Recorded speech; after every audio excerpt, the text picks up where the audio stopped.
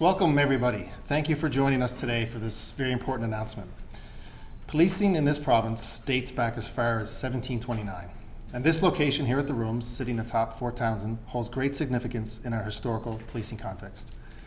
Originally the headquarters of the Newfoundland garrison, this location eventually became home to the Constabulary Force of Newfoundland. Historians point to this pivotal moment where an opportunity was seized to transform Newfoundland from colonial status to independent nationhood. And today, we are seizing another opportunity, one that will seek to modernize policing in Newfoundland and Labrador. Policing is an important part of the fabric of our society, and emerging trends and issues here at home and across Canada have put a spotlight on the future of policing to ensure these services are meeting the needs of our communities. Just last month in Quebec, I joined other justice and public safety ministers for discussions regarding policing and crime in Canada, and in particular, the need for change. I left that meeting knowing that we are so fortunate in Newfoundland and Labrador to have two policing agencies in this province with whom we have a great relationship and who are willing to work together to discuss and review the way we do policing in our province. For that transformation to happen, we need to start asking ourselves, how can we best recruit, retrain, and retain officers? How can we incorporate new technology to enhance public safety? How can we best deliver services across our vast province? And how can we strengthen oversight? Other provinces are asking the same questions. And in light of that evolving dialogue and the growing complexities of policing and crime, now is the time to evaluate our province's current policing model. Today, I am proud to announce our government is launching a policing transformation working group to review all aspects of police services in Newfoundland and Labrador. This working group will evaluate the current policing provincial model to ensure Newfoundlanders and Labradorians receive the most effective and efficient policing service possible and to meet the needs of our diverse communities. It will be led by an executive with broad senior level government experience and will include individuals with extensive operational and strategic expertise in policing. I want to thank RNC Police Chief Pat Roach and RCMP Chief Superintendent Pat Cal for being here to welcome and speak to this significant announcement today. They and the organizations that they represent join me in recognizing that the future of policing services is important to public safety throughout our province. There are over 1,000 police officers and civilian staff in our province, and as a government, we have the utmost respect for those who put their personal interests and safety aside and come forward to protect others, including the most vulnerable among us who often cannot protect themselves. There's no question this review is going to involve a lot of hard work. And that's why it's important to point out that the working group will be supported by the recently established 10-person policing and crime prevention unit within the Department of Justice and Public Safety.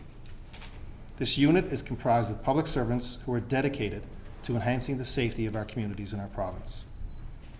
Throughout this work, our diverse communities, groups, and individuals will have the opportunity to help inform and guide our working group and play a role in advancing its work. During the review, we remain committed to ensuring our policing services are effective, efficient, and structured to best serve all residents of our province. I look forward to the future, the opportunity that lays ahead of us, and how this transformation will enhance the safety of residents in our province. I welcome Chief Superintendent Pat Cal to speak on behalf of the RCMP.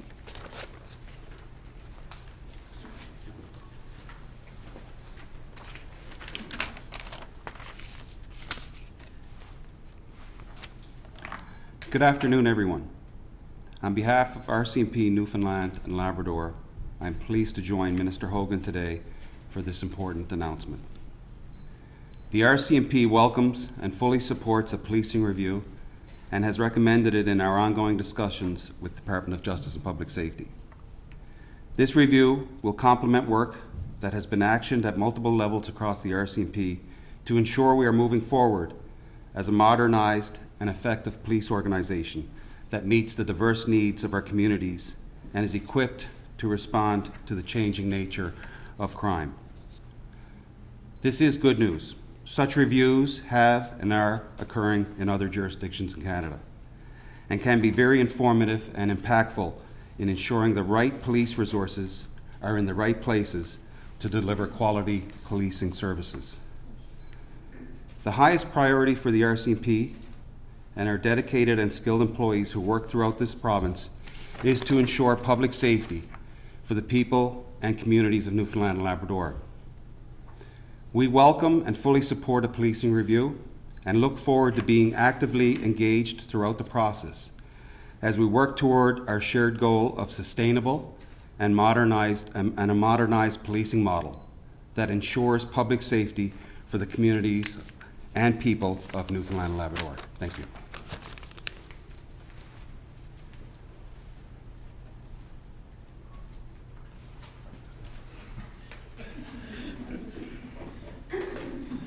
You're waiting for me. Thank you, Chief Superintendent Cal, and I'll ask Chief of the RNC, Pat Roach, to come up to say a few words.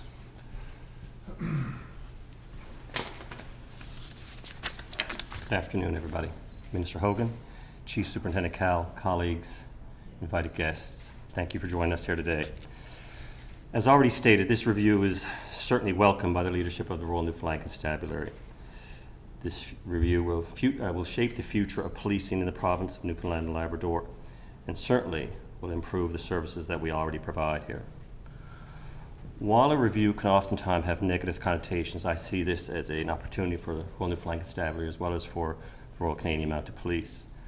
I believe this review will help show the complexities involved in policing and showcase some of the challenges our staff across this province in Labrador face every day. We have worked hard to build relationships and develop a policing standard that the communities can rely on. I would encourage residents, service providers, community organizations, and advocacy groups to participate in the review when given the opportunity.